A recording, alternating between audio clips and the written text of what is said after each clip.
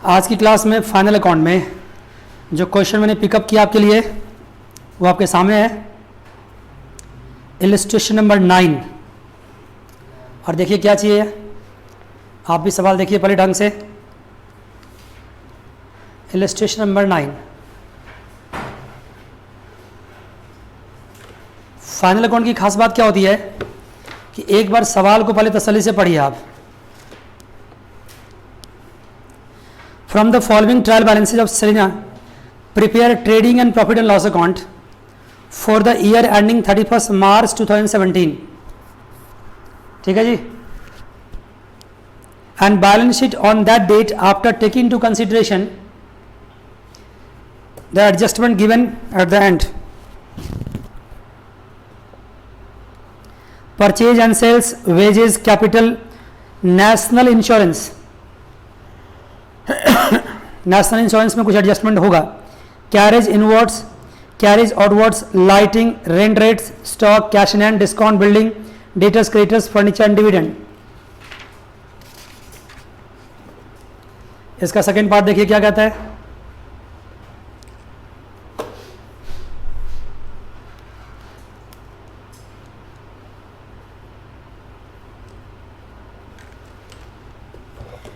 Rates and insurance include a premium of what?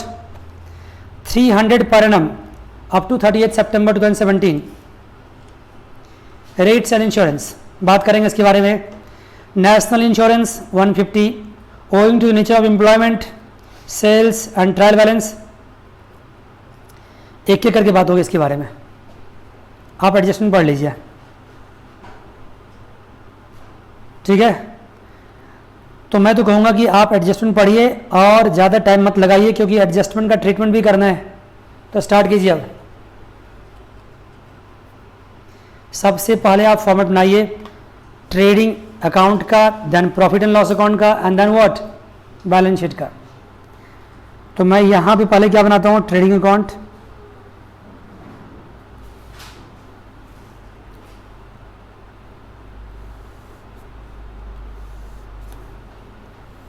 फिर क्या बनाएंगे, profit and loss account,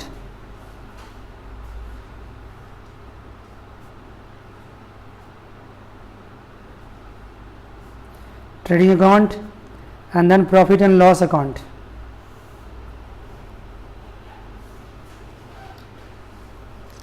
adjustment पे ध्यान दीजिए। पहले जो मेरा कराने का तरीका है आपको पता होगा कि हम पहले क्या करते हैं, एडजस्टमेंट्स करते हैं।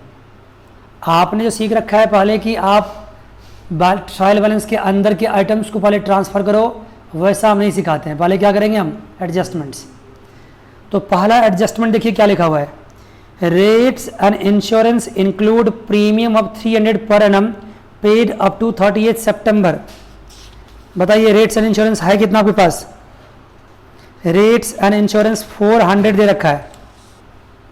रेट्स एंड इंश्योरेंस कहाँ जाता है, ओपीएमएल अकाउंट में। यहाँ लिखिए रेट्स एंड इंश्योरेंस, अमाउंट कितनी है, 400। देखिए आप भी, रेट्स एंड इंश्योरेंस की अमाउंट कितनी है, 400। ये ट्रायल बैलेंस से मैंने पिकअप किया है। एंड रेट्स ऑफ इंश्योरेंस में क्या है, 300 रुपया इंक्लूड है, और ये 300 रुपया पर एनम है, 1 साल का है। और ये एक्सपायर कब करेगा, 30th सितंबर 2017 को। और आपकी ईयर एंडिंग कब है, देखो सवाल में, आपकी ईयर एंडिंग है 31 मार्च। आप सवाल पढ़ना, आपको सवाल में दे रखा होगा 31 मार्च ईयर एंडिंग है। देखिए ना, यहाँ से भी लिखा हुआ है ट्रायल बैलेंस ही क्या दिया, 31 मार्च 17 का दिया हुआ है। इसका मतलब इस क्वेश्चन के लिए ईयर एंडिंग है 31 मार्च, लेकिन जो इंश्योरेंस प्रीमियम है उसका इफेक्ट कब तक है, 30th सितंबर तक। तो 6 महीना क्या हो गया, प्रीपेड हो गया।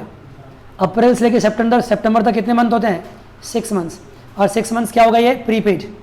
तो सर 300 रुपये का प्रीपेड ना, ऑफकोर्स 300 का हाफ कितना होता है, 150। तो 150 क्या होगा, प्रीपेड। प्रीपेड यहाँ से क्या करेंगे हम, माइनस, कितना प्रीपेड है, 150 ओनली, और ये क्या बच जाएगा, 250।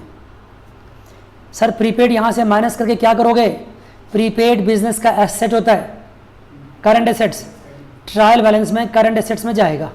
मेरे पास बैलेंस शीट अभी यहाँ नहीं है, हम नेक्स्ट पेज पे बना पाएंगे, लेकिन इतनी बात तो आप जानते हैं ना, इतनी बात आप जानते हैं कि प्रीपेड एक्सपेंस, प्रीपेड अमाउंट जो होता है किसी बिजनेस का करंट एसेट्स होता है और वहाँ जाएगा। तो एडजस्टमेंट नंबर 1 इज ओवर। पक्की बात। देखिए second adjustment, national insurance balance include, national insurance balance include employee contribution 150 also, wages are shown net after deducting the above employee contribution।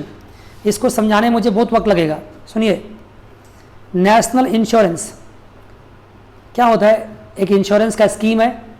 उस स्कीम में क्या होता है कि एम्प्लॉई भी जमा करता पैसा और एम्प्लॉयर भी जमा करता पैसा।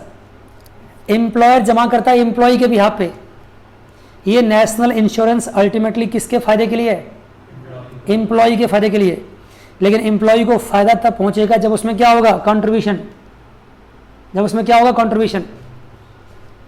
और कंट्रीब्यूशन कौन देगा? एम्प्लॉय अपना पैसा भी लगाएगा अपने फायदे के लिए और एम्प्लॉयर भी सहयोग कर देगा, उसको हेल्प कर देगा एम्प्लॉय के फायदे के लिए। मतलब एम्प्लॉय के फायदे के लिए एम्प्लॉय अपना भी लगा रहा है और एम्प्लॉय के फायदे के लिए एम्प्लॉयर भी कंट्रीब्यूट कर रहा है। बात समझ गए? ऐसा प्रोविडेंट फंड में भी होता है। और प्रोविडेंट फंड की बात अभी छोड़ो, अभी किसकी बात कर रहे हैं? नेशनल इंश्योरेंस की। लेकिन जब भी कभी प्रोविडेंट फंड की बात आ जाए तो समझ लेना कि जो ट्रीटमेंट यहाँ हो रही है वही ट्रीटमेंट वहाँ पे भी होगा। अब बताओ, national insurance include employ contribution 150। अब देखो, बताओ नेशनल इंश्योरेंस है कितना? नेशनल इंश्योरेंस दे रखा है, नेशनल इंश्योरेंस 300 दे रखा है। बहुत अच्छी बात है। तो नेशनल इंश्योरेंस को मैं अलग से दिखाता हूं आपको।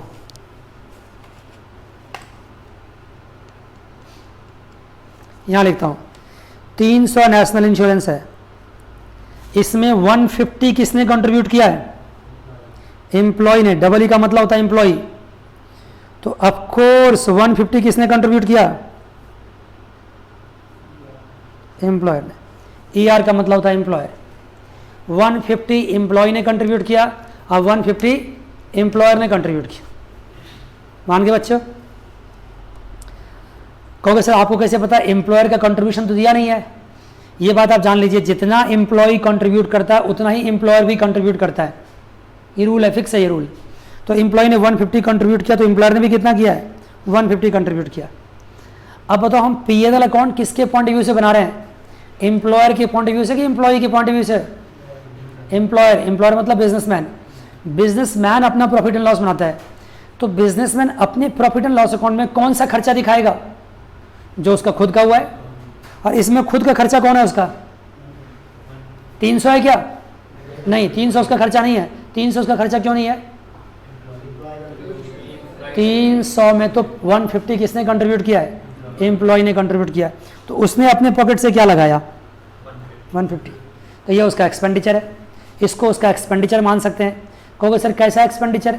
देखो, एम्प्लॉयर के द्वारा एम्प्लॉय को दिया गया हर बेनिफिट सैलरी कहलाता है। क्या कहलाता है? सैलरी। अभी उस डिटेल में आप मत जाइए, बस ये समझ लीजिए कि एम्प्लॉयर ने नेशनल कंट्रीब्यूशन में एम्प्लॉय के फायदे के लिए 150 रुपये लगाया है। तो ये एम्प्लॉयर का एक्सपेंडिचर है। क्या ये एम्प्लॉयर का एक्सपेंडिचर है? तो कहाँ दिखाओगे इसको? P&L अकाउंट में लिखाओ, नेशनल इंश्योरेंस।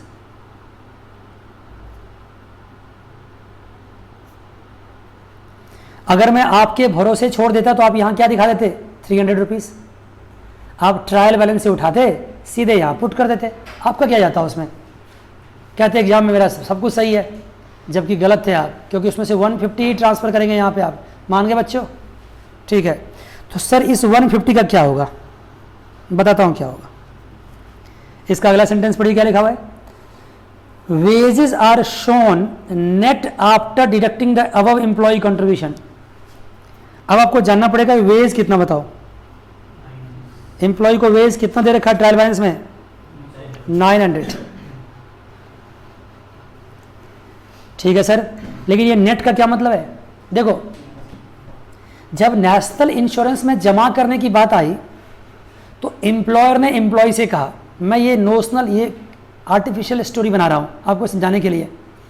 एम्प्लॉयर ने एम्प्लॉय से कहा कि आपके नाम से एक नेशनल इंश्योरेंस स्कीम खोल देता हूँ, उसमें 150 रुपये मैं भी लगा देता हूँ, 150 तुम भी लगा दो, सारे पैसे मैच्योरिटी पे तुम्हें मिलेंगे। किसने कहा? एम्प्लॉयर ने। किसको कहा? एम्प्लॉय को। भाई नेशनल इंश्योरेंस तुम्हारे नाम से खोलता हूँ, तुम्हें फ़ायदा मिलेगा, 150 मैं लगा देता हूँ तुम्हारे लिए और 150 तुम लगा लो अपनी तरफ से। जो मैं लगाता हूँ मेरा खर्चा है, तो मैं उसको पीएनएल में ले जाऊँगा। जो तुम लगा रहे हो वो तुम्हारा खर्चा है, उसको मैं पीएनएल में कैसे ले जा सकता हूँ? बात क्लियर है? एम्प्लॉय कहता है कि आपका मैसेज तो बहुत अच्छा है, आप बहुत अच्छा मेरे लिए करना चाहते हैं, लेकिन मेरे पास पैसा कहाँ है? मैं पैसा 150 रुपये दूँ कहाँ से आपको? कहाँ से दूँ? तो एम्प्लॉयर कहता है तुम पैसे की चिंता मत कर, जो मैं तुम्हें सैलरी पे करता हूँ ना, उस सैलरी में से काट लूँगा। जो सैलरी तुम्हें पे करता हूँ उस सैलरी में से क्या करूँगा? काट लूँगा। तुम्हारा ही सैलरी है, तुम्हारे में से काट लूँगा, तुम चिंता मत कर, तब तक मैं भर देता हूँ और तुम्हारी सैलरी से काट के तुम्हें पे करूँगा। तो ठीक है, ये तो बहुत अच्छी बात है, मेरे पास पैसे आज है नहीं, जब मुझे सैलरी मिलेगी उसमें से काट लेना, तब तक आप दे दो। एम्प्लॉयर का ठीक है। तो ये जो सैलरी, ये जो वेज पे किया गया है, ये नेट वेज है। ये कौन सी वेज है? नेट है। ये नेट वेज है, ये जो वेज पे किया गया नेट है। तो इसका मतलब है इसमें से क्या कर दिया गया होगा? 150 को माइनस कर दिया गया होगा। तो मुझे बताओ कि इसका मतलब है कि एम्प्लॉय की सैलरी क्या रही होगी? एम्प्लॉय की सैलरी एक्स रही होगी। मान लो, मुझे आप पर इतना कम भरोसा होता कि मैं इस छोटी सी पॉइंट को तो डीपली समझा रहा हूं। मान लो एम्प्लॉय की सैलरी क्या रही होगी? एक्स रही होगी, और उसमें से 150 माइनस कर दो तो उसको नेट अमाउंट क्या मिला? 900 मिला। एक्स सैलरी रही होगी, उसमें से 150 उसका एम्प्लॉयर ने काट लिया। क्यों काट लिया? नहीं काटेगा क्या? एम्प्लॉयर ने उसके बदले में क्या किया था? कंट्रीब्यूट किया था। तो एक्स में से 150 काट लिया, उसको कितना पकड़ाया? 900 रुपये। भाई ये 900 तुम पकड़ ले अपनी सैलरी। 900 क्यों? मेरा तो ज़्यादा सैलरी होता है। भूल गए क्या? क्या कहा था आपने कि मेरे सैलरी में से काट लेना? तो आपकी सैलरी तो एक्स हुई, एक्स में से 150 काट लिया और ये 900 पकड़ लो। तो बताओ एक्स की वैल्यू क्या आ गई? 1050। अब मैं आपसे पूछता हूँ कि बताओ एम्प्लॉयर ने एम्प्लॉय को सैलरी कितना पे किया?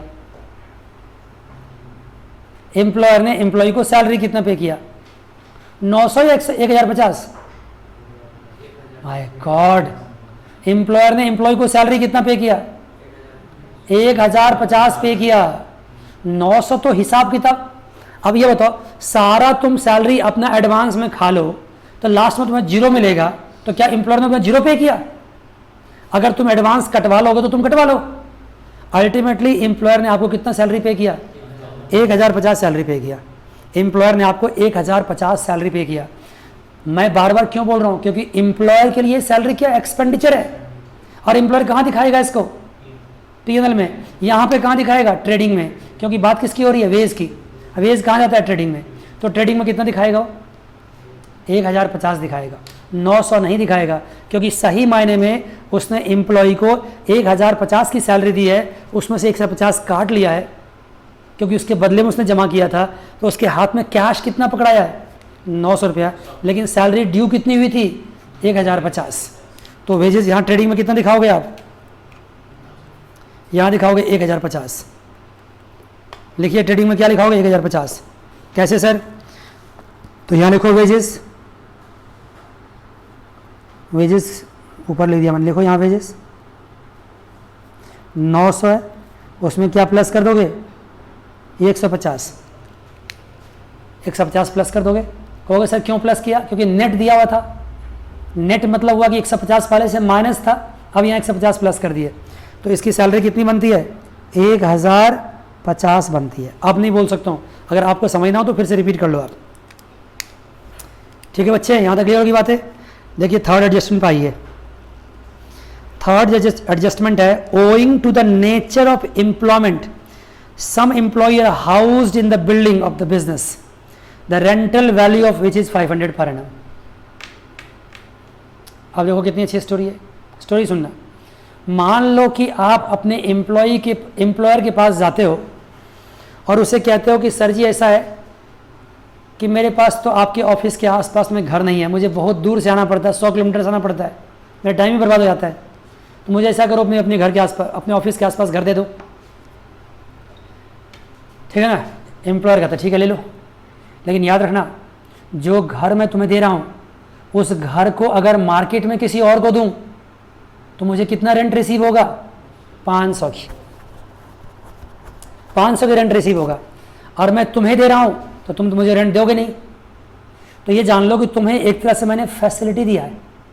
और मैंने क्या कहा अभी कि एम्प्लॉयर के द्वारा एम्प्लॉय को दी जाने वाली हर फैसिलिटी क्या कहलाता है? सैलरी कहलाता है। हर फैसिलिटी सैलरी कहलाता है। तो एम्प्लॉयर ने एम्प्लॉय को कितने का फैसिलिटी दिया यहाँ पे? 500 रुपये का। तो क्या ये 500 रुपये सैलरी नहीं है उसकी? ऑफकोर्स सैलरी है, ऑफकोर्स सैलरी है। अभी आप नहीं समझोगे, जब सेकेंड ईयर में जाओगे तो इनकम टैक्स पढ़ाएंगे तो वहाँ समझोगे इस बातों को। एम्प्लॉयर, एक बात बताओ, अगर आप नौकरी छोड़ दोगे तो क्या आपको घर छोड़ देगा? वो घर खाली करवा देगा आपसे। वो नौकरी छोड़ी, घर खाली करो। तो घर आपको दिया क्यों था उसने?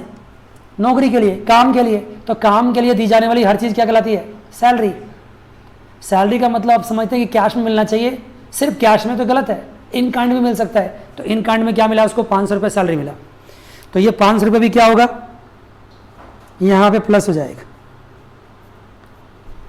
500 रुपये भी यहाँ प्लस हो जाएगा। लेकिन इसका दूसरा इफेक्ट भी होगा। दूसरा इफेक्ट क्या होगा कि एम्प्लॉयर ने एम्प्लॉय को घर दिया है और उसको यहाँ पे खर्चा में दिखाया है। तो एम्प्लॉयर को इस चीज़ को अपने इनकम में भी दिखाना होगा। एक्चुअली वो एंट्री क्या पास करे? देखो एंट्री ये पास करेगा। ये बताओ, जब सैलरी तुम कैश में पे करते हो तो एंट्री क्या पास करते हो? Salary account debit to cash करते हो ना। यहां सैलरी आपने पे किया 500, कैश तो दिया नहीं उसको, कैश तो दिया नहीं, तो क्या दिया उसको? रेंट दिया। तो सैलरी अकाउंट डेबिट टू क्या हो जाएगा? रेंट। एम्प्लॉयर के लिए जहां एक और वन साइड सैलरी उसका एक्सपेंडिचर होगा, ऑन द अदर हैंड घर क्या होगा उसका? रेंट। क्या रेंटल वैल्यू उसकी क्या होगी? उसकी इनकम होगी। रेंटल वैल्यू उसकी इनकम होगी। रेंटल वैल्यू उसकी इनकम होगी। आप यूं नहीं समझ पाए तो यूं समझो, बताता सुनो।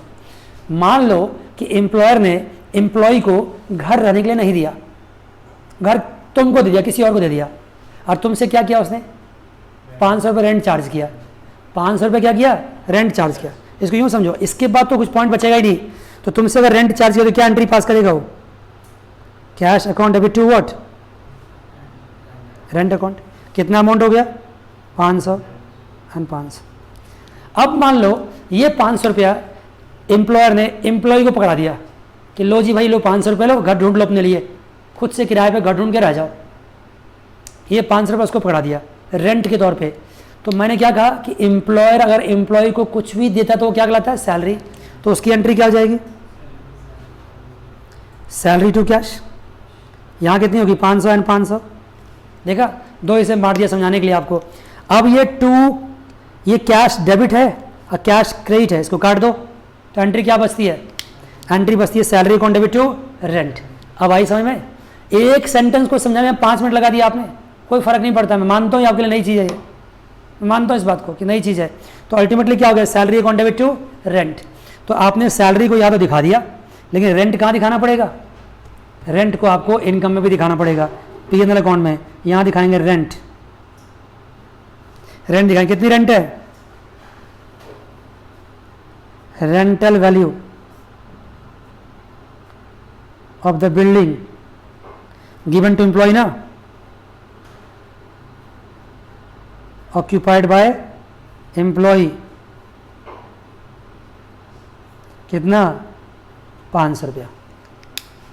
अब आई बात समझ में कि मैंने इस अमाउंट को एक्सपेंडिचर में भी क्यों दिखाया और मैंने इस अमाउंट को इनकम में भी क्यों दिखाया। अब मुझे लगता है आपको समझ में आ गया होगा ये बात, पक्की बात। आइए नेक्स्ट पॉइंट पे आइए। 4th पॉइंट है sales as shown in the trial balance include sales of old furniture. आपको मैं एडजस्टमेंट नहीं करा रहा हूं, समझ लो कॉन्सेप्ट दे रहा हूं आपको, ध्यान सुनना इस बात को। एडजस्टमेंट के बाद रिमेनिंग बातें तो बच्चे खुद ब खुद कर लेते हैं, राइट और रॉन्ग कर सकते हैं आप। देखिए, sales as shown in the trial balance included the sales of old furniture. अब बताओ, आपने एक पुराने फर्नीचर को बेचा है और कब बेचा उसको? 30 सितंबर 2016 को बेचा।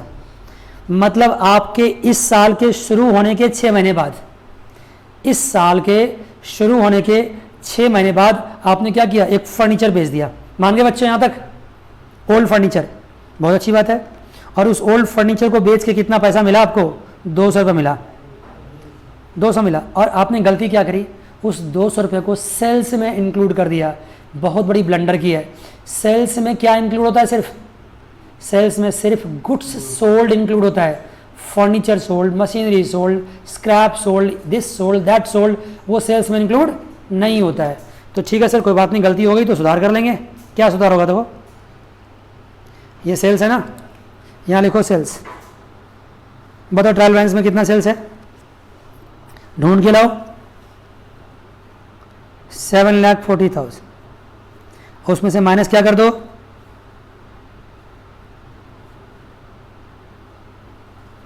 सेल ऑफ फर्नीचर कितना, 200। 7,40,000 की सेल्स है, उसमें से 200 क्या कर दो, माइनस कर दो। मान गए बच्चों? 200 माइनस कर दो, सेल ऑफ फर्नीचर। तो बताइए, माइनस कर दिया ना? क्यों माइनस किया था? क्योंकि आपने फर्नीचर की सेल को गलती से क्या किया, सेल्स में इंक्लूड किया। ठीक है, तो बात यही खत्म हो गई? नहीं, खत्म हुई है, अभी और भी बातें हैं। देखिए क्या बातें हैं, ये एडजस्टमेंट मुझे आपको यहां सिखाना होगा।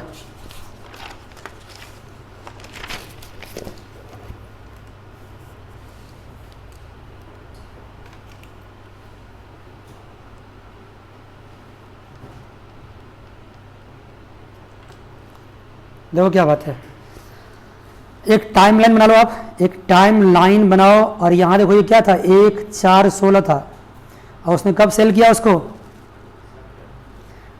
30/9/16 को सेल किया। यहां पे उसकी कितनी वैल्यू थी, 300 रुपया थी।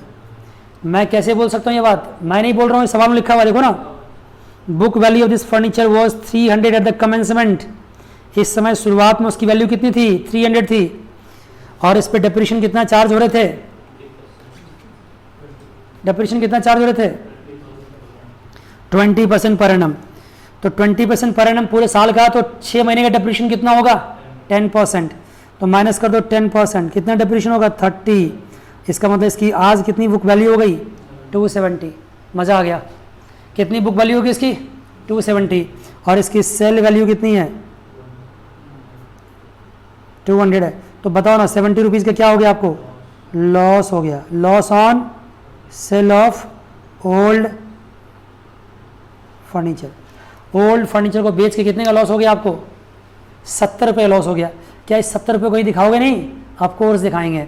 कहाँ दिखाओगे, प्रॉफिट एंड लॉस अकाउंट में 70 रुपये दिखाओगे। बात यहीं ख़त्म नहीं होती है, एक और बात आती है। क्या बात आती है सर? फर्नीचर अकाउंट में जाओ, बताओ फर्नीचर तुम्हारे पास कितने का है। फर्नीचर तुम्हारे पास 8,000 का है, और ये 8,000 का फर्नीचर है, मान गए ना? ठीक है, उस पे आपने डिप्रेशन चार्ज कर दिया क्या 8,000 पे? नहीं चार्ज किया है, तभी तो डिप्रेशन एडजस्टमेंट दे रखा है। देखिए सुनो, फर्नीचर आपके पास टोटल कितना, 8,000 का है। टोटल फर्नीचर 8,000 की है, टोटल फर्नीचर 8,000 की है ना? लेकिन उसमें से कितने की फर्नीचर सेल हो गई है, कौन सी फर्नीचर? अब ये 270 माइनस मत कर देना, 200 माइनस मत कर देना, 300 माइनस करना, क्योंकि 8,000 में से जो 300 की वैल्यू थी वो चली गई है। 300 वाला सोल्ड आउट हो चुका है, और उसका ट्रीटमेंट मैंने यहाँ करके दिखा दिया आपको। तो यहाँ कितना बच गया, 7,700। इस 7,700 पे क्या करोगे आप, 20% डिप्रेशन लगाओगे पूरे साल का। क्यों सर? क्योंकि हमारे पास पूरे साल है, पूरे साल मैं इसको यूज़ कर रहा हूँ। और जो पूरे साल साथ नहीं दिया है, जिसको बीच में सेल कर दिया है, उसका ट्रीटमेंट तो इस जोन में कर चुका है आपने सर। मान गए बच्चों? तो फिर सर इसका क्या होगा, लगाओ,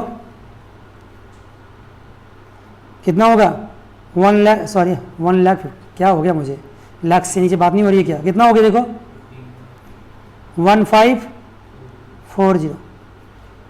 ये डेप्रेशन आ गई आपकी 1540। इस डेप्रिसिएशन का क्या करोगे, इसको बैलेंस शीट में दिखाओगे। कहाँ दिखाओगे, बैलेंस शीट में। तो सर जब बैलेंस शीट में फर्नीचर को दिखाएंगे तो कैसे दिखाएंगे, मैं यहाँ दिखाता हूँ, बहुत अच्छा रास्ता मेरे पास है। लिखेंगे फर्नीचर 8000 माइनस लिखेंगे book value of sold out 300, कितना बच गया 7700 माइनस डेप्रिसिएशन कितना 1540 और रिमेनिंग क्या करेंगे, फर्नीचर मुझे बैलेंसिंग फिगर दिख जाएगा।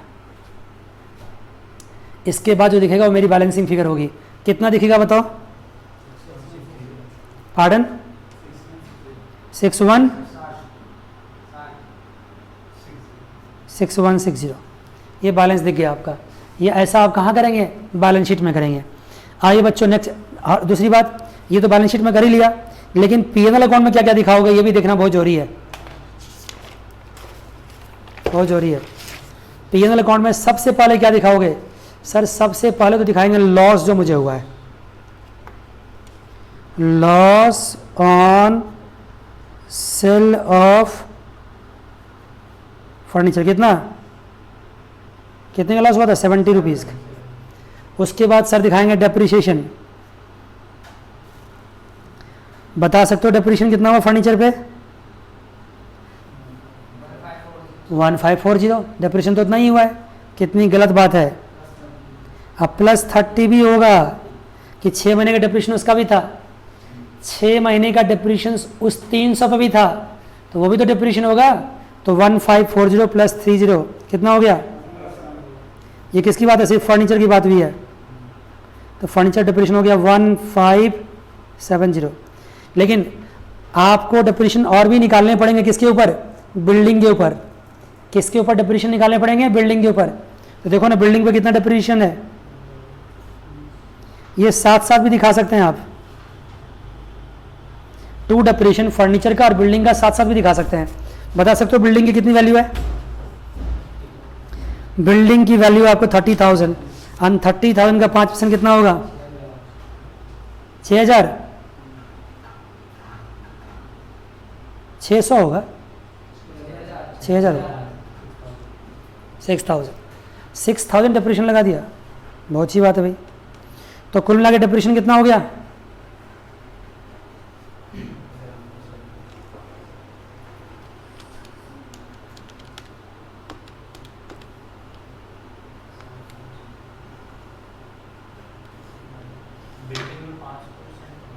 कितना % डेप्रिसिएशन लगाए हो, बिल्डिंग था कितना 30,000 था ना,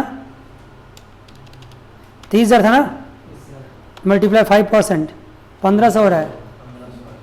तो क्या बोल 6000 कैसे बोल दिया किसी ने, मैंने 20% बोल दिया है क्या, पता मैंने 5% ही बोला था। बिल्डिंग पे 5% कितना होगा 1500, इतना बड़ा मिस्टेक कैसे कर सकते हो, 30,000 का 5% 1500, ठीक है जी। मेरा दिमाग घूम गया, 6000 कहाँ से आ गए, ठीक है। तो ये 1500 की डेप्रिसिएशन बिल्डिंग पे हो गई। उसके बाद एक एडजस्टमेंट और भी है, manager is to get commission 1/10 of net profit after charging is commission. देखो ये 1/10 कमीशन आप तब निकाल पाओगे जब आपके पास क्या होगा, प्रॉफिट होगा। तो इसको तो कर दो अभी साइड, जब तक प्रॉफिट आपके पास नहीं होगा तब तक ये कमीशन आप निकाल नहीं पाओगे। तो पहले तो प्रॉफिट की कैलकुलेशन करनी होगी, तब इस कमीशन के बारे में बात होगी। और आफ्टर चार्जिंग कमीशन है तो निकल जाएगा, कोई दिक्कत नहीं है। अब मुझसे कहोगे सर अब क्या करना है, तो अब जो है रिमेनिंग एडजस्टमेंट तो कुछ बचा नहीं है। अब ट्रायल बैलेंस के अंदर देखो क्या क्या है, अब देखो क्या है, एडजस्टमेंट करा दिया तो समझ लो 90% सवाल हो चुका है। एडजस्टमेंट कराने के बाद भी अगर आप नहीं कर पाओगे तो आपको क्या कह सकता हूं मैं, फिर छोड़ना पड़ जाएगा चैप्टर आपको। ये बताइए परचेजेस कहाँ जाता है, ट्रेडिंग में। सेल्स कहाँ जाएगा, ट्रेडिंग में। वेजेस ट्रीटमेंट हो चुका है, कैपिटल बैलेंस शीट में। नेशनल इंश्योरेंस ट्रीटमेंट हो चुका है, कैरेज इनवर्ड्स ट्रेडिंग में, carriage outwards profit and loss account में, लाइटिंग प्रॉफिट लॉस अकाउंट में। रेट्स एंड इंश्योरेंस ट्रीटमेंट हो चुका है पीएनएल में। स्टॉक क्लोजिंग, ओ बड़ा अच्छा ये जब क्लोजिंग स्टॉक आपको ट्रायल बैलेंस के अंदर दिया होता है तो मैंने पहले बता रखा आपको, closing stock only go to where, in balance sheet. उस केस में ये ट्रेडिंग अकाउंट में नहीं जाएगा, ओनली टू बैलेंस शीट। ये क्लोजिंग स्टॉक कहाँ ले जाओगे? सिर्फ बैलेंस शीट में। जनरली बच्चों की हैबिट क्या होती है कि स्टॉक देखते ही क्या करता हो, क्लोजिंग स्टॉक ट्रेडिंग में ले जाओ और बैलेंस शीट में ले जाओ। ऐसा आप तब करेंगे जब क्लोजिंग स्टॉक एडजस्टमेंट में दे रखा हो, यहाँ पे सिर्फ बैलेंस शीट में जाएगा। Cash in hand, discount, balance sheet, profit loss account. अच्छा सही बोल रहा है, discount profit loss account. Discount में दोनों अमाउंट दे रखा है, डिस्काउंट अलाउड डेबिट है, एक्सपेंडिचर, डिस्काउंट रिसीव्ड इनकम है, क्रेडिट में जाएगा। Building P&L account, balance sheet. अच्छा भूल गया था मैं, बिल्डिंग बैलेंस शीट।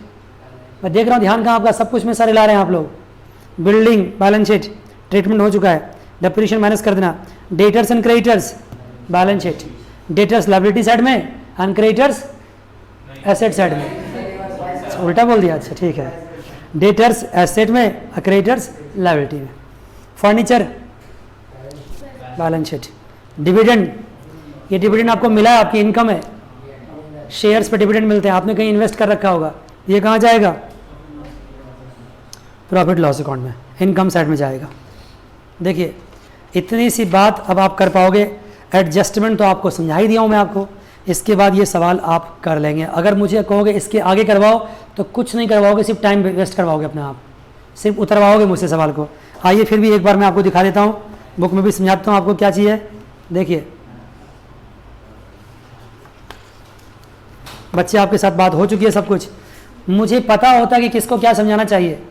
उससे ज़्यादा अगर समझवाओगे तो इसका मतलब मुझसे आप जानते हो क्या कर रहे हो, टाइम वेस्ट करवा रहे हो। क्या ट्रेडिंग अकाउंट का फॉर्मेट आपको नहीं आता? ऑफ कोर्स आता होगा, ठीक है ना, पहले बात हो चुकी है। लेस फर्नीचर देखो किया हुआ मैंने पहले ही कर चुका हूँ। वेजेस में मैंने पहले ही क्या निकाल रखा था, 1550। मैंने कहा था 150 प्लस करो, 500 प्लस करो, कैरेज इनवर्ड्स एंड जीपी बस निकालने की बात है। National insurance, carriage outward on all that. बस जब आपकी प्रॉफिट निकल जाए तो आपको क्या निकालना पड़ेगा, कमीशन। ये बात आपने पहले पढ़ा हुआ है। Manager commission, after charging commission निकालने के लिए पहले आपको प्रॉफिट निकालना पड़ता है वर्किंग नोट में। पहले क्या करना पड़ता है, वर्किंग नोट में प्रॉफिट निकालना होता है। मैनेजर कमीशन को छोड़ दो, उसको छोड़ करके प्रॉफिट वर्किंग नोट में निकाल लो। आप कहोगे सर आपने इतना करवाया तो ये भी करवाओ, मैं करवाता हूँ, चलो।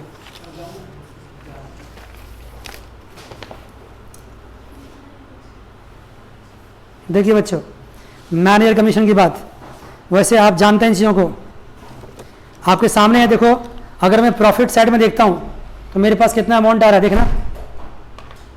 क्रेडिट साइड में कितना अमाउंट है, 40,500 नहीं 40,050 है, 40,050 है ना, 40,050। बात समझ रहे हो? एक्सक्यूज मी, इसमें से माइनस करो सारे एक्सपेंडिचर्स। एक्सपेंडिचर सारे डेबिट साइड में दे रखे हैं आपको, 150, 500, 250, 600, 170, 1500, 1570 एंड इतना माइनस कर दो। मैनेजर कमीशन छोड़ के माइनस करना। सारे एक्सपेंडिचर जब माइनस कर दोगे तो आपको जानते हो प्रॉफिट कितनी आएगी, ये आएगी आपकी 35,310। ये तो आप निकाल सकते हैं माइनस करके। जब ये प्रॉफिट आ गई तो बताओ ये प्रॉफिट क्या है, बिफोर कमीशन है कि आफ्टर कमीशन है? इसमें से मुझे क्या करना पड़ेगा, कमीशन निकालने पड़ेंगे। और कमीशन आफ्टर चार्जिंग कमीशन निकालना होगा, कमीशन आफ्टर चार्जिंग कमीशन निकालना होगा। 1/10 का मतलब क्या होता है, 10%। 1/10 का मतलब क्या होता है, 10%। देखो इसका मतलब 35,310 का 10% से डिवाइड तो करेंगे, लेकिन नीचे क्या लिखेंगे हम, 110, क्योंकि आफ्टर चार्जिंग है। इसको बिफोर चार्जिंग में करने के लिए 110 से डिवाइड करना पड़ता है, ये बातें आप जानते हैं। तो कमीशन कितनी आ जाएगी आपकी, 3210। ये काम सारा कहाँ कर लेंगे आप, वर्किंग नोट में। और जब ये वर्किंग नोट में हो जाएगा तो कमीशन को क्या कर देना, P&L में डेबिट कर देना। और कमीशन को डेबिट करने के बाद नेट प्रॉफिट फिर से निकाल लेना। क्या निकालना, नेट प्रॉफिट दोबारा से निकाल लेना। ठीक है बच्चों, तो यहाँ तक की बात हुई आपसे इस सवाल में। कौन से सवाल में? सवाल नंबर 9 में। ठीक है, तो अगर मैं नया क्वेश्चन स्टार्ट करता हूँ तो काफ़ी टाइम लगेगा, लेकिन फिर भी एक क्वेश्चन का एडजस्टमेंट डिस्कस जरूर करूँगा आपसे। मैं एक क्वेश्चन का एडजस्टमेंट जरूर डिस्कस करूँगा। अब 2-3 सवाल के, ये सवाल मैंने इसलिए पिकअप किया था कि इसमें कुछ एडजस्टमेंट नेशनल इंश्योरेंस वाला, रेंट वाला, ठीक है ना, सेल्स वाला, ये सब कुछ अच्छे अच्छे एडजस्टमेंट्स थे, तो बच्चों को प्रॉब्लम हो सकती थी, मैंने इसलिए इसको पिकअप किया। आइए देखिए, इसके जस्ट बाद का नेक्स्ट सवाल भी है, और ये मत उम्मीद करना कि मैं पूरा सवाल करने वाला हूँ। फाइनल अकाउंट में पूरा सवाल करना जरूरी नहीं होता है, आपको जरूरी होता है एग्जाम में करने के लिए। ऐसा मत करना कि आप ही एग्जाम ऐसे अधूरा करके आ जाना। देखो होता क्या है कि आप ना होशियार हैं, इसलिए मैं आपको एडजस्टमेंट करके ना सिखा देता हूँ, हो गया। लेकिन एग्जामिनर जो होता है वो मूर्ख होता है, उनको कुछ नहीं पता होता है, तो उनको आपको हर चीज़ डिटेल में करके दिखाना होगा, तब वो समझ पाएंगे। मैंने जो बोला ये मूर्ख होता है, एक्चुअली होता नहीं है वो। मैंने आपको ये कहा है कि आपको ऐसा मानना है कि उसको कुछ नहीं आता है। क्या मानना है? कुछ नहीं आता है, और एकदम बहुत डिटेल में स्टडी करके, बहुत डिटेल में कैलकुलेशंस करके आपको दिखाना पड़ेगा सारे। देखिए जी, ये एक ऐसा चैप्टर होता है जहां हम लोग थोड़ा सा रिलैक्स फील करते हैं। क्यों रिलैक्स फील करते हैं? क्योंकि ये कर रखा है आपने, एडजस्टमेंट की प्रॉब्लम आपको होती है तो उसमें हम जान लगा देते हैं, लेकिन फॉर्मेट में मुझसे बात करवाओगे तो फिर क्या फ़ायदा होगा। आइए देखिए सवाल, 10th क्वेश्चन देखिए। Following is the trial balance of Mister Mahesh as on 31 December 2017 prepare trading and profit and loss account from it balance sheet as on that date. Purchase, opening stock, salary, और देखो यहाँ पे क्या आ गया, PF आ गया, PF आ गया, provident fund, remittance including proprietors contribution 50%। देखो ना, ये प्रोविडेंट फंड में, एक बार जानते हो प्रोविडेंट फंड में जमा कौन करता है? एम्प्लॉयर भी जमा करता है, और कौन जमा करता है? एम्प्लॉय भी करता है। किसके फायदे के लिए करता है? एम्प्लॉय के फायदे के लिए। पैसा जमा होकर के रहता कहाँ पे है? एम्प्लॉयर के पास, और वो मैच्योरिटी पे किसको मिल जाएगा? एम्प्लॉय को। लेकिन जब तक एम्प्लॉयर एम्प्लॉय को पे नहीं करता है तब तक वो एम्प्लॉयर के लिए क्या है? लायबिलिटी है। इसलिए इसको क्रेडिट कॉलम में दिखा दिया, क्रेडिट कॉलम में दिखा दिया, क्योंकि एम्प्लॉयर के लिए लायबिलिटी है। एम्प्लॉयर ने एम्प्लॉय को पे करना है ऑन इट्स मैच्योरिटी। बात समझ गए? तब तक ये लायबिलिटी है। लेकिन देखो एक अच्छी बात है, अभी नेशनल इंश्योरेंस में मैंने डिस्कस किया था, इसमें 50% कंट्रीब्यूशन किसका है? एम्प्लॉयर का है, और ये दोनों मिला करके है। तो 600 किसने कंट्रीब्यूट किया होगा? एम्प्लॉयर ने। 600 किसने कंट्रीब्यूट किया होगा? एम्प्लॉय ने। एम्प्लॉयर का कंट्रीब्यूशन कहाँ जाएगा? एक्सपेंडिचर में, पीएल में जाएगा। बात हो चुकी है। देखिए रेंट 250 पर मंथ है, तो 250 को अगर 12 से मल्टीप्लाई करोगे तो 3000 बनता है, और यहाँ कितना दिख रखा है? 2750। आपको ये बेवकूफ़ समझ रहा है? देखो ना, आप तो बहुत होशियार है, तुरंत कैलकुलेशन कर लेंगे। 250 को मल्टीप्लाई करो 12 से तो कितना बनता है? 3000, और यहाँ कितना दे रहा है? 2750। तो क्या सर सिर्फ 11 महीने की रेंट हमने पे किया है? हाँ, आपने पे तो 11 महीने का किया है, लेकिन 1 महीने की क्या मानी जाएगी? आउटस्टैंडिंग। आउटस्टैंडिंग क्या करते हैं?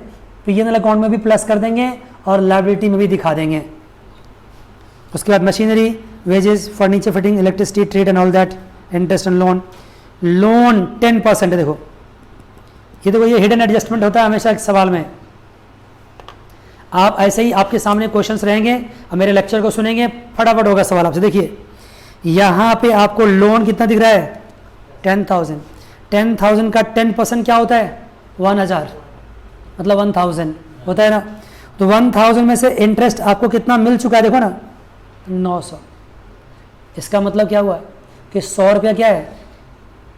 आउटस्टैंडिंग इंटरेस्ट है, जो कि अभी नहीं मिला है, और ये आपका इनकम है। इसको प्लस करोगे और आपका एसेट भी है, बैलेंस शीट में भी दिखाओगे। मान गए? देखो ना, ये हिडन एडजस्टमेंट होता है। इसके बारे में नीचे कुछ नहीं लिखा होगा, लेकिन आपको सवाल एक बार पढ़ के समझना होगा इन चीज़ों को। तो सर एक बार फिर से बताओ, 10,000 का 10%, 1000, ये आपकी इनकम है।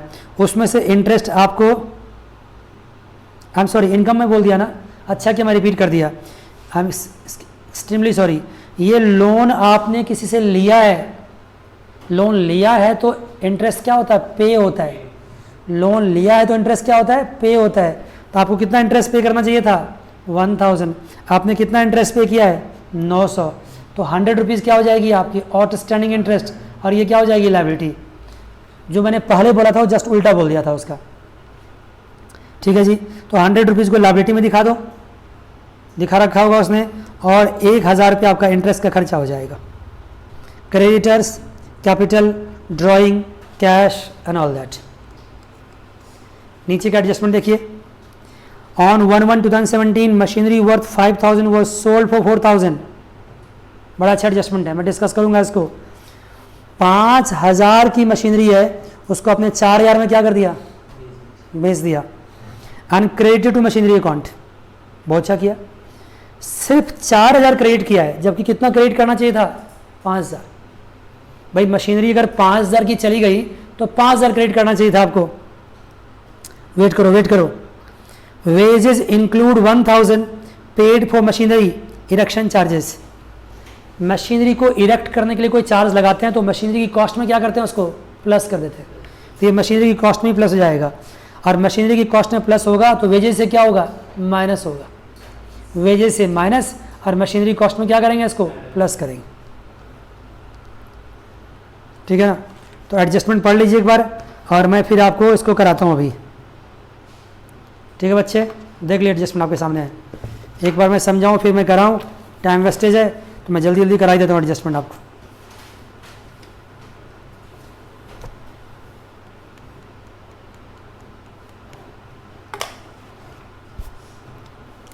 देखिए जी, ये सवाल नंबर 10 है आपका।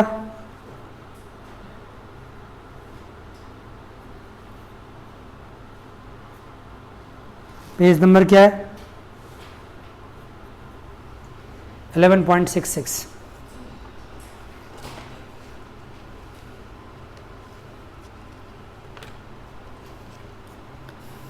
ठीक है बच्चों, आइए पहले क्या बनाइए आप,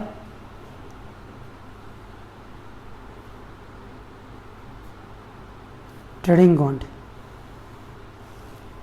फिर इसके बाद क्या बनाएंगे,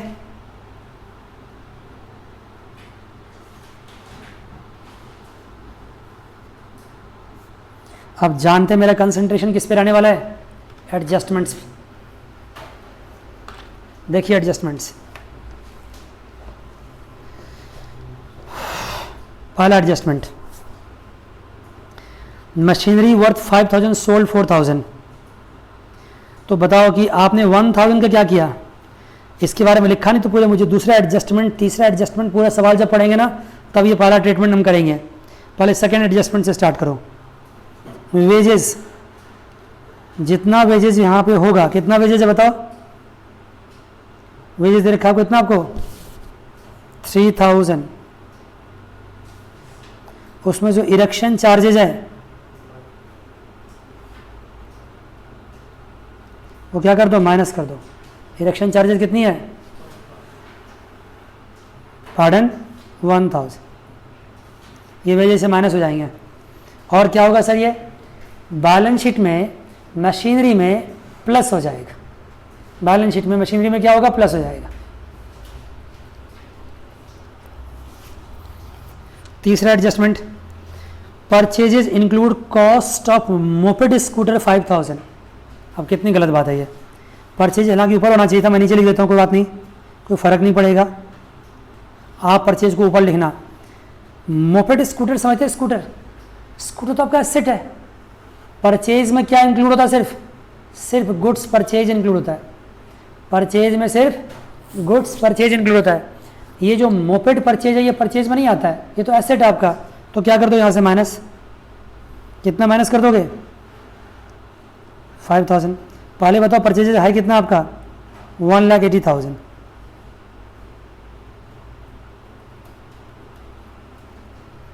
$5,000 माइनस कर दिया।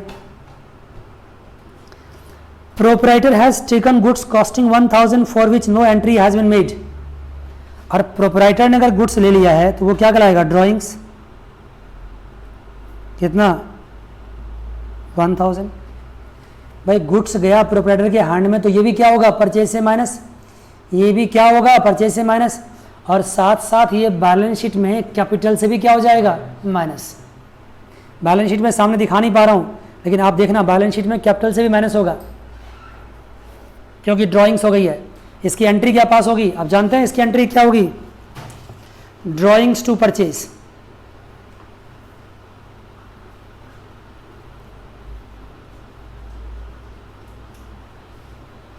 जब drawing to purchase entry pass करते हैं तो फिर कितना अमाउंट होगा, 1000 का।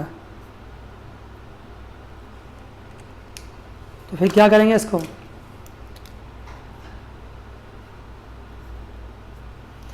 परचेज में से तो कम तो कर ही देंगे, और साथ साथ ड्राइंग को कहाँ ट्रांसफर कर देते हैं, कैपिटल में। तो क्या एंट्री पास करते हैं, कैपिटल को डेबिट टू ड्राइंग्स। तो आपको एंट्री नहीं पास करना है, बल्कि कैपिटल को क्या कर देना है, रिड्यूस कर देना है। एंट्री नहीं पास करना है, कैपिटल को कम कर देना है। ठीक है बच्चे, यहाँ तक समझ गए। उसके बाद है sundry debtors include 500 which have become bad. Sundry debtors include 500 which have become bad. ये कौन सी बड़ी बात हो गई, बैलेंस शीट में डेटर्स में से क्या कर लेंगे, माइनस कर देंगे। और देखिए बैडेड की ट्रीटमेंट क्या होती है, पहले यहाँ बैडेड लिखेंगे,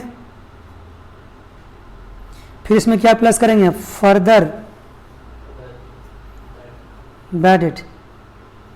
जो 4-5 क्वेश्चंस मैं कराऊंगा अभी आपको, अगर वो क्वेश्चंस के सारे एडजस्टमेंट्स आप कर लिए तो समझ लो क्या हो जाएगा, बहुत सारे क्वेश्चंस आपसे बनने स्टार्ट हो जाएंगे। Bad debt plus further bad debt. अब प्लस क्या करते हैं sir, new provision. Bad debt plus further bad debt plus new provision.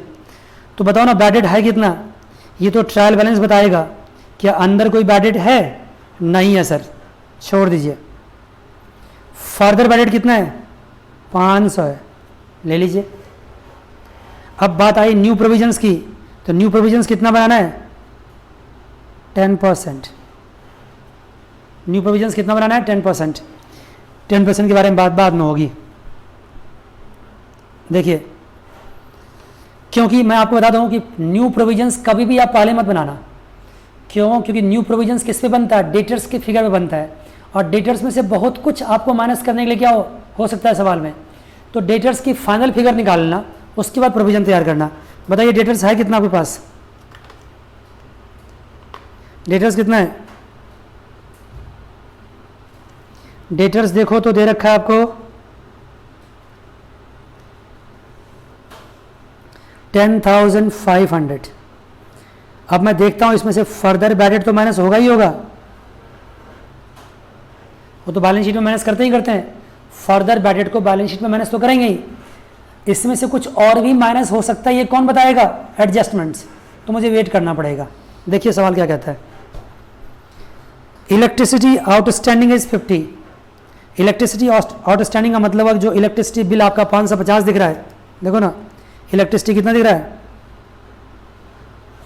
550। उसमें क्या करेंगे, 50 रुपीज़ प्लस कर देंगे, ये क्या हो जाएगा 600।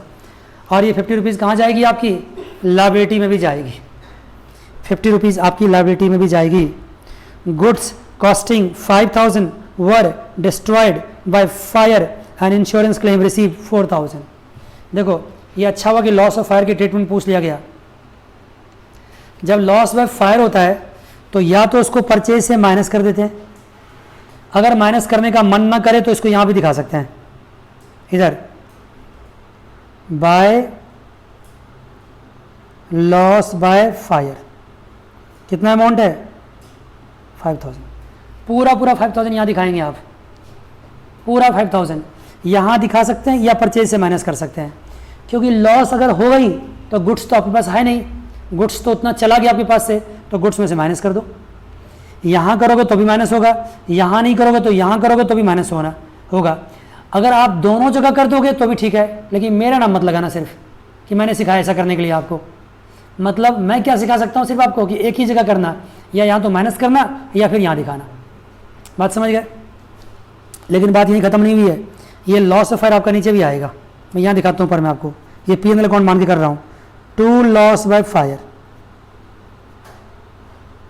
ये ट्रेडिंग अकाउंट नहीं है, ये P&L अकाउंट है। टू लॉस ऑफ फायर कितना है, 5,000। उसमें से क्या माइनस कर दोगे, इंश्योरेंस क्लेम रिसीव्ड। कितना क्लेम रिसीव हुआ है,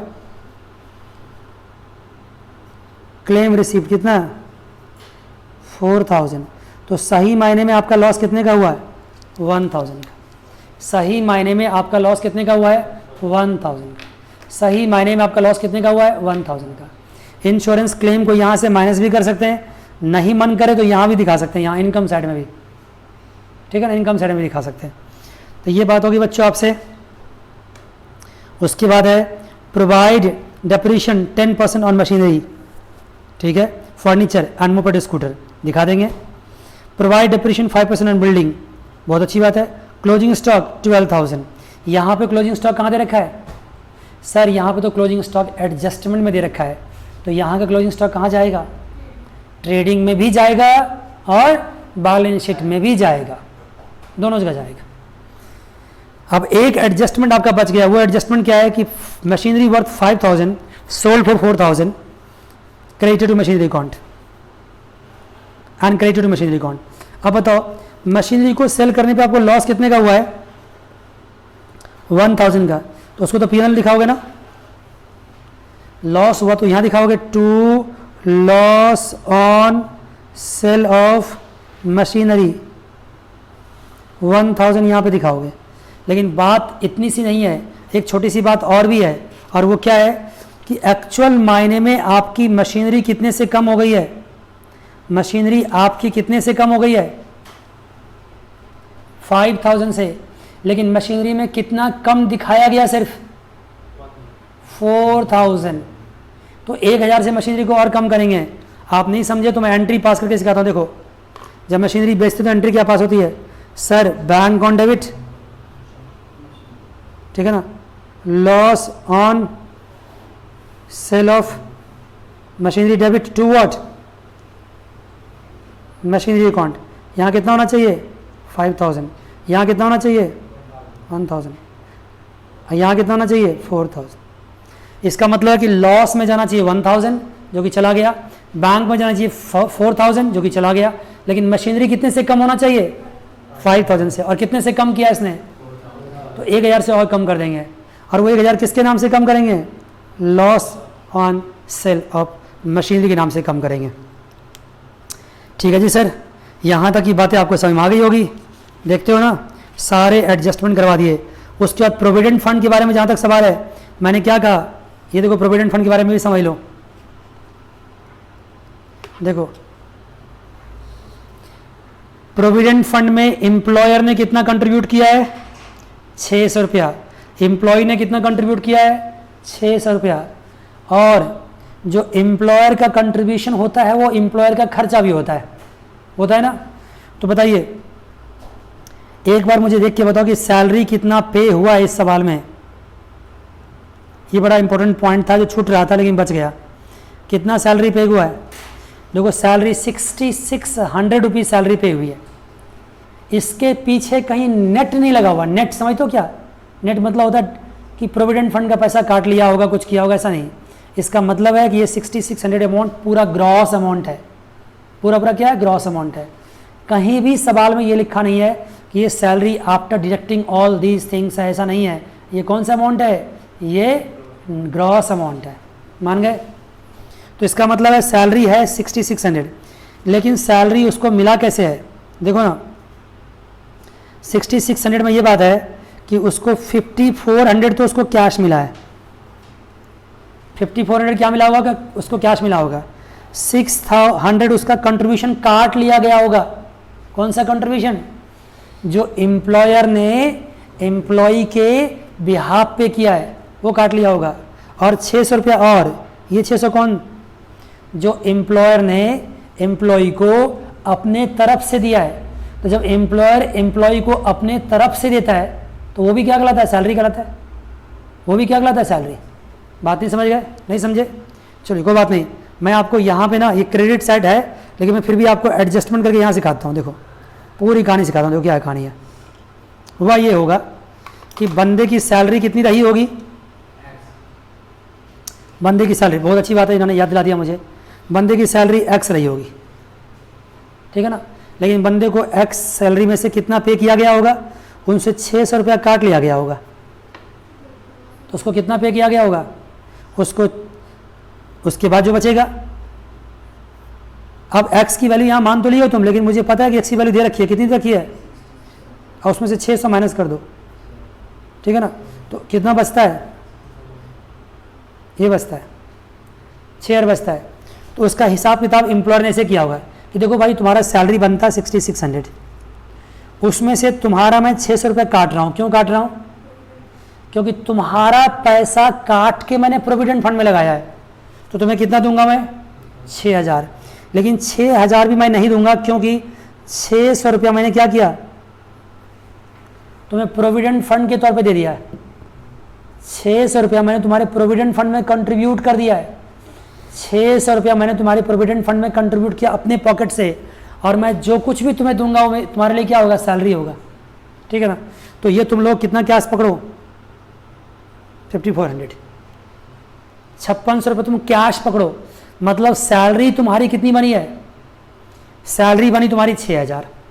फिर से सुनना, सैलरी तुम्हारी कितनी बनी, नहीं आई एम सॉरी, सैलरी तुम्हारी बनी 6600। यहाँ पे टोटल सैलरी दे रखा है, यहाँ पे टोटल सैलरी क्या कर रखा है, दे रखा है, यहाँ पे टोटल सैलरी दे रखा है, तो कुल मिला के सैलरी उसकी कितनी बन रही है, 6600। उसमें से क्या भाई सुन, तुम ऐसा कर, तुम्हारा 600 रुपया मैंने तुम्हारे बदले में कंट्रीब्यूट किया है, तो तुम्हें काटूंगा, ठीक है काट लो। अब मुझे 6000 दो, 6000 नहीं दूंगा, क्यों नहीं दूंगा, क्योंकि 600 रुपया मैंने तुम्हें सैलरी दी है in terms of what, provident fund.